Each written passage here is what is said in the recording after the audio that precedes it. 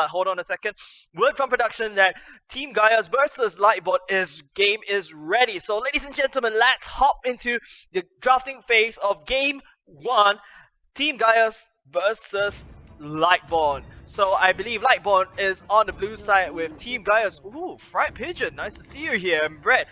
Oh, I think I recognize this team already. Oh goodness me. And oh guys, we are in a world of fun. Ladies and gentlemen, once again, we're in a drafting phase this time round. I've never expected Team Gaes. I never expected to see Team Gaes here. No offense guys.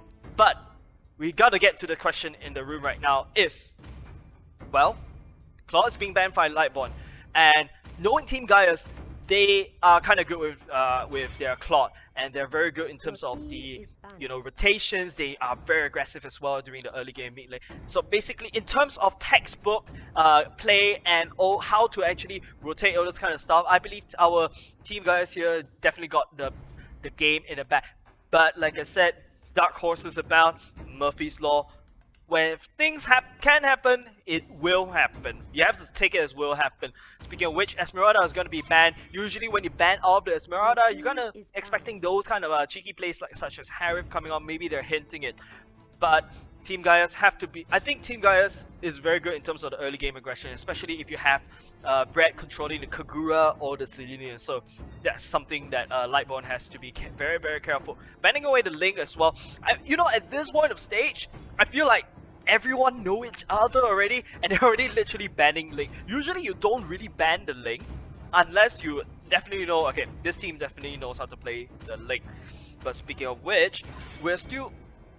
the core is the most important thing we have to talk about, and which means that we're going to be picking right now. Lightborn going for... I like the fact they're actually taking a long time in terms of picking, because this shows that, hey, I need to be... there's a lot of conversation happening, because I would say that a third of the match is being determined by the drafting phase, and we saw in the first game early on just now where literally Toxicity outdrafted Divine like a lot. But right now we're looking at the pick from Farsa. Very nice in terms of the artillery strike and basically zoning out. You lay down with like that artillery, like that man zone, like a no-go zone or something like that, or something like a DMZ if you buy my jokes here. That's what Farsa can bring on the table. Loi is going to be on the side for Team Gaes, and Fried Pigeon go for Uranus. Like I said, Uranus is something that we really have to be very concerned about, because this tank is not only just a tank. I would say that he's usually played as an off-laner, and he can actually dish out a lot of damage as seen in some other tournaments. Atlas is going to be the choice of tank for our Lightborn team, and Xborg as well. So which means that I will definitely see a lot of Purify coming up from Team Gaes side. Definitely, as you can see here, they're already lining up those green little summoner spells already. But speaking of which, Xborg have to be very careful, because if you play an Xbox, you have to go up close. But the problem is that if you go up close against a low E, the dispersion and the rotation, the duality combo will definitely gonna be landed on you. So they have to be careful with the Xbox. Kimi will be the carry of Team Gaes. Kind of show off the core already, because I think they want to take that Kimi away. I'm not really sure though. This Kimi is definitely gonna be very good, because an Atlas have to jump up close against a Kimi in order to do that Fatal Links combo. But the problem is that if Team Gaes actually pick a tank, which we haven't really seen a proper tank, I wouldn't call Uranus a proper tank as of yet. I take him as an off-laner, because due to the fact that Uranus doesn't really provide any hard CC. But looking at Lightborn side, the stun from Farsa is a hard CC, the Fatal Links is a hard CC. Now catching up with the bans again, they're banning away the Kaja for Team Gaes. Very nice ban right here, because you don't want the Kaja to catch the Kimi that is actually at the back line out of the fight. And Helker is going to be banned as well, kind of using the Darkness Balls to kind of counter against the Atlas. Basically, can you imagine like going in with the ejected stage as well, and the Fatal Links going in. My bad, battle spells, thank you very much production team. Okay, speaking of which, Team Gaes going in with the Leomord. Something like I would call him a fickle Uranus. Kind of those kind of heroes that goes in, stick as close to you as much as possible, and basically deny you in terms of damage, kind of want to drive that wedge in between you and your team. And don't forget, Leomord actually acts as a very good meat shield. But Lightborn side, they're going with the 1-1, which is going to be a late game monster, but the Alucard though, not a lot of meat shield, especially with this kind of matchup. You want, especially with Farsa that you have to protect, and Alucard is definitely super. Sorry, a fighter, something like a Jawhead, which is banned of course, but you can go for a Cho, which is kind of open. But I don't know why they didn't go for something like a very decent fighter. Alucard, we shall see. A late game, a very well-fed Alucard is definitely scary. But like Team Gaia is going to end it off with a Angela as well. Probably going to be there to protect the Uranus or the Leomord while they're going in. But we're looking at a team composition for Lightborn. They kind of have a balanced-ish, except for the Alucard, that doesn't really make sense. Balanced-ish team dynamics. Whereas on Team Gaia's side, we're looking at not really a tanky lineup. They're kind of, I would say they're kind of greedy in terms of the damage because, well, Uranus actually deals damage, guys. Newsflash, guys. Newsflash. Uranus does deal damage. Someone, love Uranus, please. But the problem here is the fact that the Kimi is going to be up against a Farsa, where both of them are actually long range. So it really depends on how and which team sets up. If Team Gaius is caught in a choke point, that is definitely going to be devastating because an Atlas can go in there and basically fatalings everyone in, and Farsa, all he has to do is just land that feather airstrike as well. But on the other side though, Team Gaius has an advantage because the Leomord will be the one threatening the Farsa, who is actually landing that ultimate, because a Farsa can actually jump in and, you know, clear up the, try to actually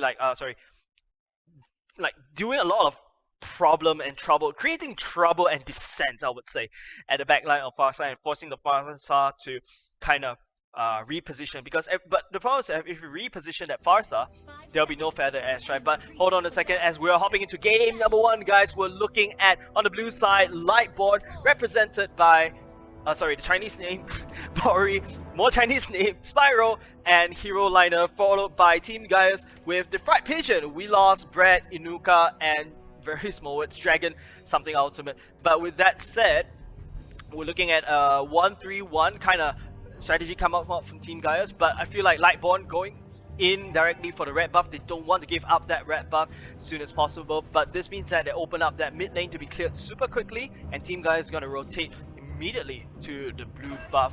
And hold on a second, that's what I'm talking about, ladies and gentlemen.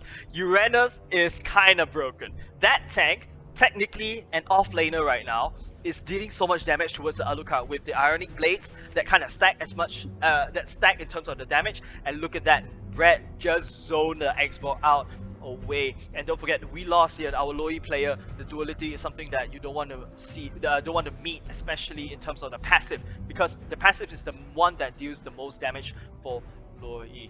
So I would say that for this time around, Team Gaius just Team Gaius just allows Lightborn to come in. All they have to do is just allow Lightborn to engage in Fried Pigeon, doing a little cheeky emoji right there, letting Alucard attacking him. And don't forget, every attack you land on Fried Pigeon is him healing out of that attack because of his passive.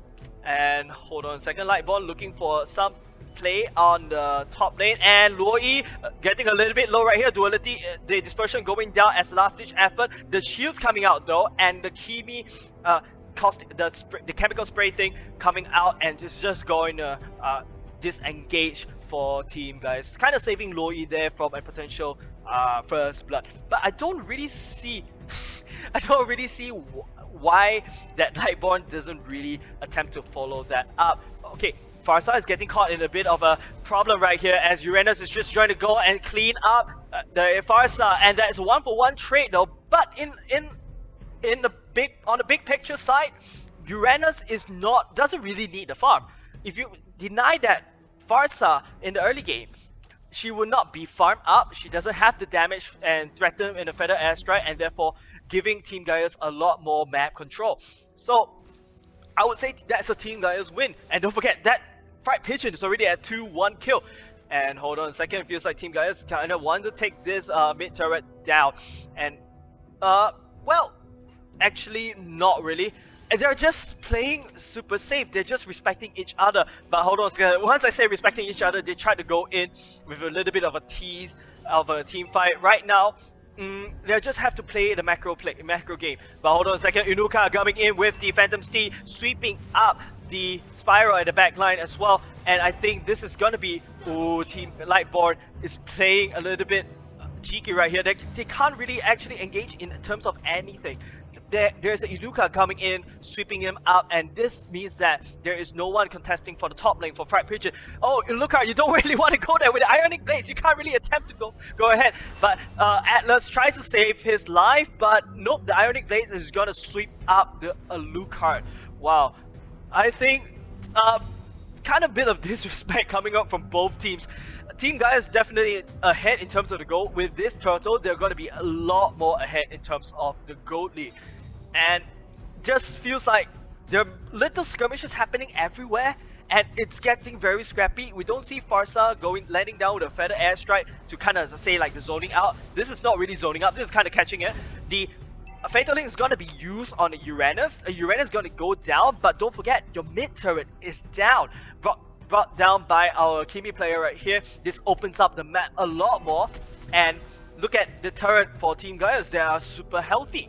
And Inuka knows how to engage, knows how to come in at the last minute, sweeping up with the Phantom Steed and basically deny that Farsa. The Farsa, he needs to kind of rotate, find that good angles to land out that feather airstrike in order to get that maximum effectiveness, but it feels like Team Gaes is just playing them out.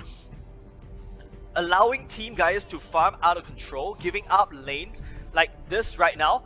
They're getting caught by both Loi and Leomord. Oh, Leomord, turret dive almost immediately, just wanting the kill, but yes, the shutdown goes, but don't forget, the Bounty Hunter on top of Inuka is definitely giving a lot more gold as compared to Alucard. Sorry, as compared to Xbox, my bad. But like I said, this time around, Team Gaes is just all over Lightborn. Lightborn doesn't really have a reply. This Alucard pick is not really ideal in terms of this matchup, especially when you're going up against a Uranus as well. Fedeline's coming in, but the Purify by the KB is definitely going to save her from that lockdown. And the best part is, even though Atlas went down, that was a good Fatal Links that tries to catch the two of Team Gaes. Angela did not go down, but the Atlas went down, kind of sacrificing himself, and there you go, another kill giving away to Team Gaes as well, pushing the gold lead a lot more, and that is not good. Farsa needs to land that feather airstrike right now to zone this away, and this is exactly what I said. The Fatal Links did not actually really land. Look at the amount of Purify coming out from Team Gaes, and that is not the main point, as the mid turret for Lightborn is cleared up. That was just a diversion, guys. We lost here. Doesn't really care about whether they lose any turret as well, because they are definitely leading in terms of this game. Look at this Fright Pigeon, Ionic Blade stacking on top of that. The ultimate Coalition ultimate is going down as well, and then suddenly, oh, maybe overextending himself this time around, buying a little bit of time with the cooldowns. That is a very nice kite, but hold on a second, Atlas going in with Fatal Links going down, but no, there's too many Purify coming out from Team Gaes. But taking down Loi as well as the Kimi is definitely a win for Lightborn, but there is no much follow-up. There is no split pushing happening. Maybe the X-Ball up there, but constantly getting threatened by Fright Pigeons proxying, and Leomord right here coming in. They just run and take this turret down. They don't really care about the X-Bot doing anything. Defensive Steel is going to be used. Okay, they finally kind of overstayed their welcome a little bit. Farsa should have landed that feather airstrike right there, but I don't know why it's not going down. Okay, Inuka, a little bit of trouble right here, fighting right in the bottom of the turret of Lightborn. Ooh, X-Bot almost died right there, escaping with a silver of health, and I really like the fact that, but the problem is that, look, every time that you give to Lightborn, Spiral is going to farm. If Spiral farms, no matter how ahead you are in terms of the team fight, in terms of the gold lead, that 1-1 is going to catch up to you. So Team Gaes, I think they had enough of them. I think they should have enough of their fun. I mean, like, look, playtime's over. Too many fun. Then they just have to start to wrap up this series, because you don't want to play with your fruit, ladies and gentlemen. Didn't your mama actually taught you this? Look at that. Kimi melting down the Xbox already. The Fatal Links tried to pull, but the Purify of Red just denying the Atlas almost immediately. I think this is exactly very crucial why Atlas is not as effective as what we've seen in Toxicity fight. Fright Pigeon doesn't really care about the Alucard. All he does is just to clear the waves. And look at that, just running away. That is insult to injury. And with the emoji going down, Loi coming in to look for some fight as well. Angela's ulti with the Heart Guard going in, making sure that the Uranus staying up as live as possible, staying healthy. But I think they're just buying time for this mid push right here. But I think the Feather Airstrike, okay, finally doing something that I am expecting. Zoning out Team Gaes and forcing Team Gaes up. Don't forget, 99 seconds on the clock right here for the Lord to be respawned. This means that, oh, okay, hold on a second. Very nice Fatal Links coming in. That is exactly the Fatal Links that are needed.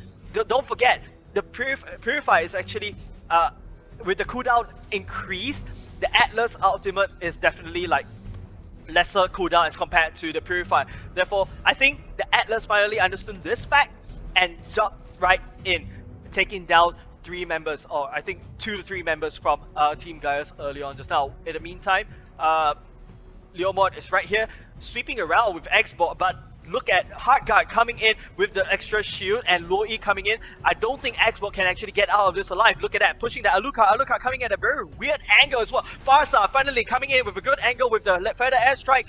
Tried dish down so much damage against Angela, but I don't think, but no much follow-up coming up from Lightborn. The Wen is nowhere to be seen, probably diligently farming away, but I think this time round, have to ditch that farming already, because look, your team is getting swept up by Team Gaes as all the time, and that is, I think it's high time for you to actually join the team fight, especially right now. I would say Atlas have to play with that Purify. Uranus is the one going to get stunned. Farsa being pushed away literally by Loi, and Kimi is on the job, dragging all the way into the turret shot of Lightborn, but there's not much follow-up coming out. The damage spiral is not there, and therefore Kimi is going to be able to clean up the Alucard. Alucard, no, that is not exactly how you want to play, not exactly how you want to enter. But hold on a second, finally Farsa landing down some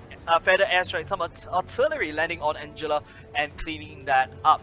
Look at that Farsa, look at that Uranus, just doesn't really care. He's basically super tanky, super fed. He doesn't really care that, because he knows he's not the main point. The main point is the rest of the team who is pushing up the rest of the turrets. The Kimi is the one that Lightborn needs to look out for. And look at that, oh, Cransbow attack, saving Spiral from certain death from Kimi, and that is definitely gonna be it for One to actually get out alive because of the help of Farsa Feather Airstrike, zoning out Team Gaes. But hold on a second, it feels like the Team Gaes really looking to take down this bottom turret.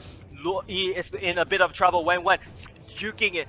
That is when I would say that when is finally alive, but without follow-up, there is nothing that Lightborn can do, because they cannot just go in a player in a like a diner on a conveyor belt. That's not how you should play against a team composition like Team Gaes, especially when Team Gaes with Leomord sweeping up the Farsa, sweeping up the Alucard, and definitely this series is gonna be in the hands of Team Gaes. They are looking very cool right there with the emoji. Look at Fried Pigeon right here, just standing right outside the spawn of Lightborn, and therefore Team Gaes gonna get a decisive game number 1. Ooh, that is, I don't know, just Lightborn, there is not much follow-up. The Wen's nowhere to be seen during team fights. Alucard came in at a very weird position, and especially when the Alucard is not farmed up.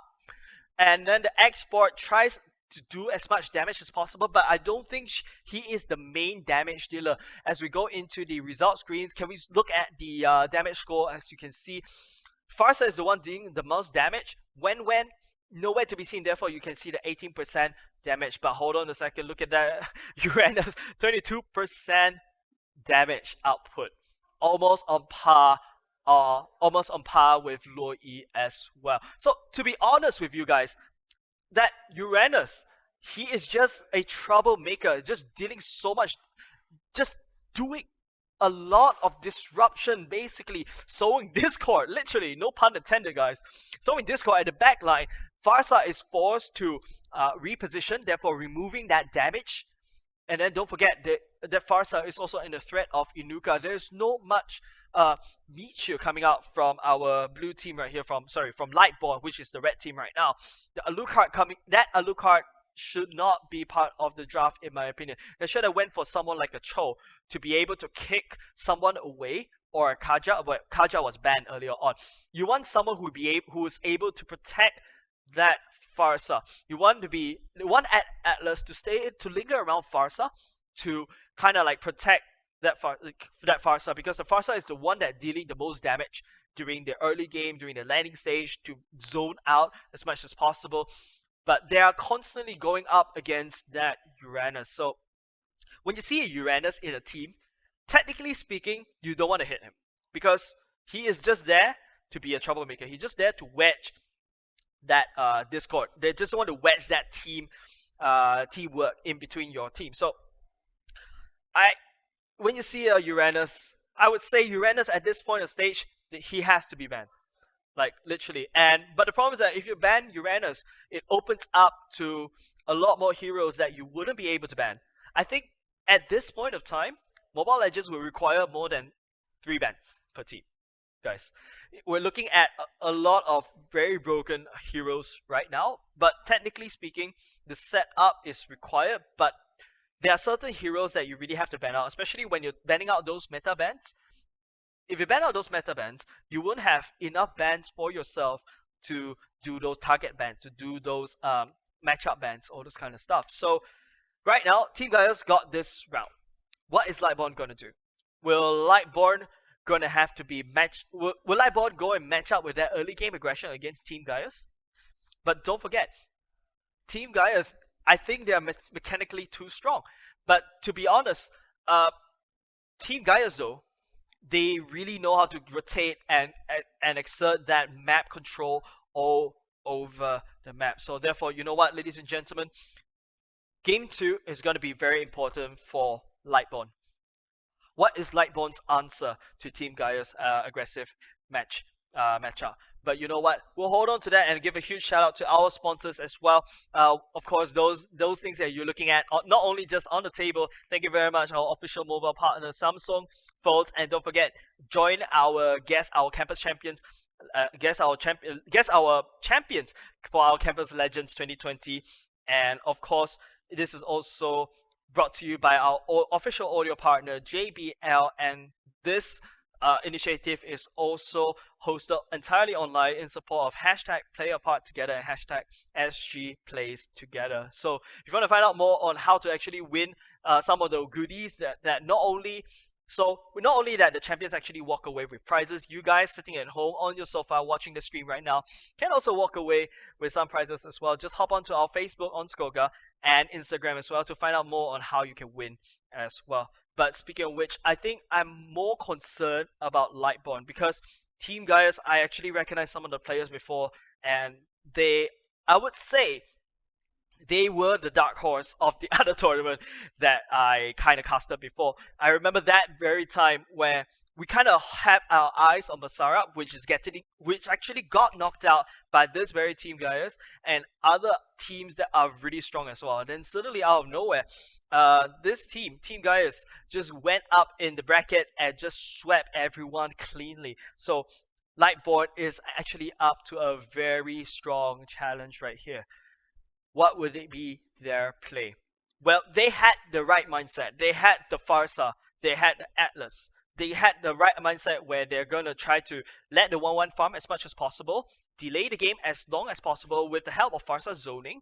But the Alucard pick is something that they should not be picked. Like I said, some other fighters would have been better. Or in fact, don't forget, I think giving that Uranus away is not very good for Lightborn. Like I said, Uranus is just simply broken as of now, because as of now, Uranus not only just deals damage, sorry, not only just tanks, he also deals a lot of damage. But speaking of which, just checking in with the production team, I think the game is already ready. So let's hop on into game number 2, the drafting phase of Team Gaia's versus Lightborn. Once again, what is the answer for Lightborn against a very strong and challenging team of Team Gaia, with this time around Lightborn on the red side and Team Gaia's on the blue side. And Esmeralda is going to be the ban for Team Gaia's. I think they just... Esmeralda is kind of popular right now, in my opinion, because don't forget, she doesn't really care about shields as well. And if you have some matchup that kind of requires shield, like for example the Uranus, and this kind of opens up to a lot of things. Don't forget, they also drafted a Angela early on, making sure that Uranus stays alive a lot more, basically a lot more tankier than you would have expected, because no one would have expected a last minute hard guard brought by our Angela. But speaking of which, Lightborn going to be banning that Kimi away. Kimi, but I believe that the champion pool of Team Gaia's is extremely wide. They can go for a lot more things than you would expect. So we shall see. Team Gaia's this time round, banning the Uranus this time. Maybe okay, fine. If you go for a Uranus in your first pick, you don't really have like a second pick as well, because even though you had the first pick, you kind of in a back end. You want to be flexible. You don't want to commit yourself in a matchup playing around with Uranus. And whoops, Team Gaes went with the Link. Like I said, if you ban the meta heroes such as Claude and Kimi, you open up to non-target bans. And in the hands of Team Gaes, I believe that Link is just going to go around exerting so much early game pressure towards Lightborn team right here. So Lightborn definitely taking more time to pick, because this first 2 pick is going to be vital. Do they have an answer towards their early game aggression as compared to Team Gaia's? Kaja is going to be picked, wise choice, because you know, with the Kaja you can lock down the Link who is actually trying to jump in, or anyone at all who's trying to jump in to threaten your backline, which is your Farsa, which is a very good pick, as they pick both Farsa and Kaja at the same time. On the other side, Team Gaia's going for a Atlas again. We're seeing Atlas almost in every game in today's matches right now. So Atlas definitely, in my book, is the best tank available. Don't forget that the potential team wipe coming out from Atlas is just devastating. So which means that in order for Lightborn to counter that, it's maybe you have to pull out a Valere, you have to pull out a Purifier as well for your battle spell. Cho will be picked for Team Gaia's as well. Like I said, a budget Kaja, and this Cho will be a threat to Farsa. So you will have to expect Fried Pigeon or whoever's going to be playing Cho later on to come in at a very good angle to catch that Farsa when she's on her Feather Strike as well. Okay, Kufra is going to be the choice of tank for Lightborn, as we're hopping into the banning phase right now. So there's no marksman for both sides. Claude is out of the game as well. Sorry, Claude is out of the board, along with Kimi is out of the board as well. This opens up to Grandeur, to the Wan Wan, and so on and so forth. Okay, banning the Valere away.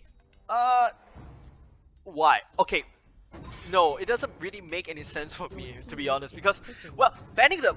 You kind of need a Valere. You have a Link, you have a Cho, you have an Atlas. A Valere would have been a super good counter against Team Gaia's matchup, but I don't know why they actually banned away that Valere. It just doesn't make sense. But Team Gaia's, okay, banning away the Jawhead, because we saw Jawhead is actually just, as well, you play him technically like an assassin at this point of time, hiding in the bush, using that ejector force, one more combo that I always like to say, and just assassinate one of the soft carries that actually work on by you know, you don't really expect. But oh, Lightborn going for an Alucard again. No, why? It doesn't make sense. Like, Alucard in this matchup, you have to be super fat, you have to be super tanky, and don't forget a Badang will be going, I would say, on a 101. Okay, Badang is not being picked again, but if we shift our attention back to Alucard again, Alucard needs a lot more farm. There are a lot of potential good fighters out there. You should have went for Marsha as well, which actually have a bit of a dueling opportunity. Thamus as well, a very good pick as well from Thamus. Sorry, from Team Gaes as well. So I don't really understand why the Alucard and the Fanny. Okay, this is going to be a little bit interesting, guys. Team Gaes don't really have a marksman, but Lightborn went for Alucard and Fanny. Fanny at this time around is too... Okay, fine. You want to kind of counteract the Link early aggression, and so they will definitely go toe to toe. But then again, no marksman for both sides. We're not looking at any marksman for both sides. In my opinion, okay, fine. I'm a marksman main, so I will definitely have some feelings up for my dear role. But the problem is that without a marksman, there's not much pushing power. Well, Link technically can split push, the Fanny can technically split push, but in terms of long range split pushing, because if you're not a marksman, if you try to push a turret, you have to go up to melee range and whack them down. But then that this does is basically that could have saved your life. So playing a little bit greedy for Team Gaes as well, but I still do not like Lightborn's draw, because I don't know why they went for Alucard again, guys. Like, literally, it just boggles my mind. Alucard this time around, he really needs a lot of farm. And, well, he's a good 101, I can tell, but he is kiteable. You have a Fanny, you have a Thamus that could go against a Alucard, I believe. I would expect some Thamus and Alucard 101 action. But in this case, this Thamus is picking up a Vengeance, and I would say that Thamus is gonna be able to out-sustain that Alucard. But hey, you know what? This is just theory crafting, guys. Theory crafting is like 30% of your fight. The actual work is actually the mechanical skill and the rotation, as we're looking at the game right now. Game number 2. Once again, if Team Gaes were to win this, they'll be moving up the series. But the other side can be said as well. Lightborn, if Lightborn actually take this series, we'll be hopping on to our first game 3. But we shall see. Immediately, Team Gaes just wants this blue buff away from the hands of Lightborn. Denying this blue buff means that the Fanny won't be able to turn around to rotate as quickly as possible. And Cho, ooh, look at so much damage as well, taking down that Kaja in early game.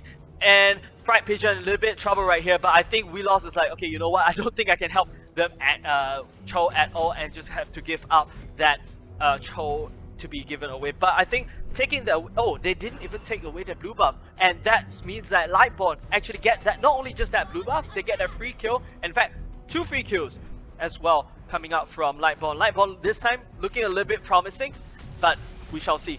And Farsa looking to actually take away this blue buff, but hold on a second, Link actually take down the Alucard on the other side, and the blue buff went in the hands of Thamus, so that's still okay. But Fanny's just gonna swap in and clean up the Link, knowing that the Link is super low, and I think they just have to disperse. Team Gaes played a little bit too greedy right here. In terms of the gold lead, yes, they do have the gold lead, but I think they're starting to make a little bit of mistake. I don't want to say give chance, guys, like giving some chance over to Lightborn to actually take that Cho kill and take that Link kill. That's not kind of what, but technically they still like kind of went up again, so it's like a tight score. So you take some from me, I'll have to take some from you as well. Seems like there is gonna be another team fight here in the mid lane, and almost immediately they just disperse. But this time around, they don't really have the damage from Lightborn side, because right now in Lightborn side there's only like Farsa. Sorry, no, Farsa is there, but there's no ultimate ready yet. The Kaja is there, which is not doing much damage, and the Kufa is not doing so much damage as well. I would say that this Kaja is a little bit suspicious, but Link is right there already, simply swipe out the Alucard, but I think that is going to be a double kill for the Link. Like I said, you give that Link in the hands of Team Gaes, especially Red right here, that is definitely not looking good. Okay, fine. For Fanny, I take it back. That Fanny is actually knows what she's doing. She knows who is extremely low, went in and cleaned up with the help of perhaps the Kaja and the Farsa. But hold on a second, can I have a look at the items for Kaja, please? Because it looks very suspicious. Yes, going for a little bit damage being teased right here coming out, because I wouldn't have expected so much damage coming out from our Kaja player instead. But thank you very much. But anyways, Team Gaes giving up that blue buff over to Lightborn again, playing a lot more safer as compared to game number 1. But this time around, okay, hold on a second. Fanny just, I kind of overshot a little bit, but the duality is just going to drag, and therefore Fatal Link's going down as well, dragging a bit. The Temples of Blades going down, allowing Link to basically dash around, and Link basically pick up like 2-3 kills out of that. Sorry, 1 kill actually. That is a almost team wipe for Lightborn. That is not, I would say, I don't know, like it just, I would say that that's a very good choke point for the Firestar to land on the Feather Airstrike, but probably being threatened by the potential threat of Brett going in and jumping in the walls, going into the back line, so definitely has to play super safe. But this time around, I think we're looking at a bit of a comeback here for Spiral with 3 kills as well. That means that they have more gold to play with. This is not a Alucard that's like as weak as the Alucard that we see in game number 1 instead. Okay, Kaja going in, the lure is super juicy right here. Fatal Link is going to be used to drag in the Kufra. Is it worth it though? The Firestar is just going to land artillery fire for the Atlas player, unable to run away from that juke though. Okay, the duality not be able to pull it, not gonna pull it off actually this time round. But don't forget, Team Gaes is ahead in the goal lead. Yes, Lightborn has a better early game this time round, but the gold lead though, where's the gold going to instead? I think it's I think it went into the, I would say, yes, the Cho and the Thamus is actually busy farming away, and not forget the Link is actually also rotating in a very nice way as well, and therefore Fanny went down with a mega kill, and very nice ultimate coming up for just to prevent that Kufra from going down, but I don't think that is needed as well, as Link is just going to sweep up that Kufra as well. This, I would say, is another decisive game from Team Gaes as this time round. But hold on a second, Firestar finally landing down a very good Feather Airstrike with the help of Kaja. Divine Judgment going to be able to sweep up that Thamus being a little bit too greedy jumping in, but Brett immediately jumped into Firestar, cleaning that up, removing that damage as well, and definitely looking to put down that turret in the mid lane. Like I said, there's not a lot of pushing power. Brett is the only thing that is going to be able to push down turrets with the wave coming in as well. But to be frank guys, Alucard, not really my favorite hero in this matchup, because the Fanny, yes, Fanny can actually do a bit of damage and try to snipe away perhaps the low E, which is actually a lot less mobile. But then again, if you take down the low E, you still have the threat of the Cho, who is actually be able to output that amount of damage. Look at that solo kill by Fright Pigeon right here. Don't forget, he's also using a high and dry emblem, which means that he's gonna dish out a lot of damage with that wombo combo. That is the damage Cho right there, not much of a utility Cho. But this time around, Lightborn, mid turret, inner turret is actually being threatened. Not any answer coming out from Lightborn though. They are literally starved of gold, 7k gold deficit as compared to Team Gaes, and with this turret they're gonna secure even more gold from themselves, pushing their gold lead into like a 12k gold lead almost immediately. And look at that, Cho is looking at very good this time around, laying down some good angles, but there's a very nice jump away from Kufra, but well, Link is on the case, taking down that turret and the Kufra along with it as well. The aggression coming up from Team Gaes, they drafted so aggressively. The Link is the one that is threatening to jump into the Firestar whenever he lands that Feather Airstrike. And oh, I think that is a potential Fatal Links, but I think there's no Purify coming out from that, and Purify, well, the Fatal Links is not ready yet, but that doesn't really matter as Link is just at the backline dishing out so much damage and clearing out and preventing, and still be able to jump right away from the fight. So, not really looking good for Lightborn. All Fright Pigeon has been doing is just soloing it at that one lane uncontested with the high and dry as well, which kind of suits that strategy that he's going and the emblem that he's going as well. Look at the damage that he's outputting. Fanny has no choice, even though in that choke point, getting caught by the low E as a Fanny, oof, that is a very bad call for Fanny. A little bit overextension coming in. Okay, this Spiral going on the 2v1 at this stage. No, not really looking, not the kind of engagement you're looking at. Lightborn, you have to try to buckle up. You cannot give these kind of plays towards Team Gaes. They're just gonna be doing so much damage to your backline. And look at that. Yes, they kind of bursted down the low E, but Loi not the main character, because Red is the one that is dishing out the amount of damage, but this time around maybe Lightborn finally find that angle they're looking for to go in with the damage. But look at that 1v1. That is a team that is super ahead, like almost twice the gold lead in, for Team Gaes as well. Just I think they threw the game, Lightborn threw the game in early game too much. Like they gave too much gold away, gave too much lead away for Team Gaes to kind of climb back up.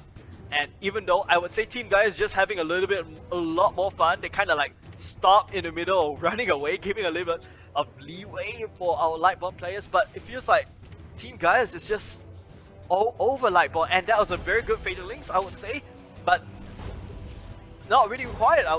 Just because of the damage output coming out from Loi as well as the Brad, who is basically super farm, and I think they'll be able to take this series home and move up in the brackets. But oh my goodness, guys, I think this is just super textbook coming off the team, guys. No, in fact, it's not just textbook. I would say they're just scribbling all over the textbook, and they're able to get away from this. So Team Gaes definitely got this this series this time round, moving on probably to the finals coming on later on, after we see from Toxicity or Glorious versus Sleepless who's going to be resolved. But with that said, going up with Team Gaes, initially I don't really know Team Gaes as well. Until I saw the IGN, I recognized the IGN almost immediately, and that's exactly the Black Horse I was talking about early on just now. But speaking of which, once again, very great game. Kind of one-sided, no offense to our team Lightborn right here. Even if we pull out that the damage, the victory, the match result, but I think the match is kind of set in stone. The Alucard is not supposed to be in this draft. Like, it takes too much gold to be able to carry, for Alucard to be able to carry. Yes, 101, but I don't. In this matchup, especially in these kind of tournaments, you don't want to be in a scene where you want to 1v1. Link is super mobile and can assist in any time. I mean, like, Alucard it would be out-kited by any of the heroes drafted by Team Gaes as well. The only thing that you can catch is Loi, but what can you do? Loi, yes, a bit of damage, but the Link is the one that is actually sowing some discord at the back line. Far as I think that for Lightborn, their champion pool is not as much as Team Gaes. Team Gaes is just having a lot of fun, in my opinion. But you know what? The second finalist is not known yet, but you know what? We do hold on, as we want to just remind you guys, those watching at home, you guys can actually be a winner as well, not only just the competitors that we're looking at, because you can actually hop onto our Facebook and Instagram to find out more and help us predict the winner of CL 2020, not just for this phase. Right now we're just resolving each institution, but in a bigger picture, we're looking at the winner of Campus Legend 2020, and you stand a chance to walk away with a Samsung Galaxy S10 Lite worth $848.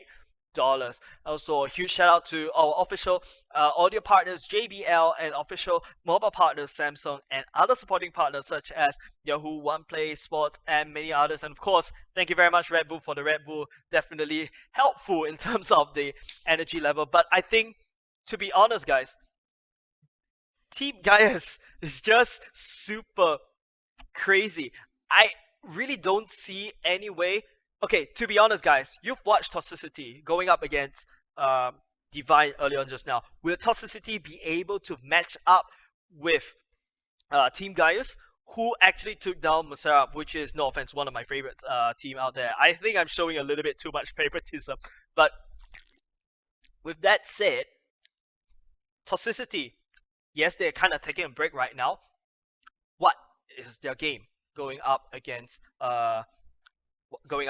Team Gaes? But you know what? I may be jumping the gun a little bit too much, as according to our brackets right now, we're still resolving the Glorious and Sleepless match, and after that, Toxicity will have to go up against one of them before going up in the finals for today for a match against Team Gaes, who's proven themselves super powerful in terms of rotation, super flexible in terms of the champion rotation, and I feel like they're here just having fun. But you know what? Do stay tuned, guys. My name is J07. We'll catch you in other tournaments. Sorry, other matches.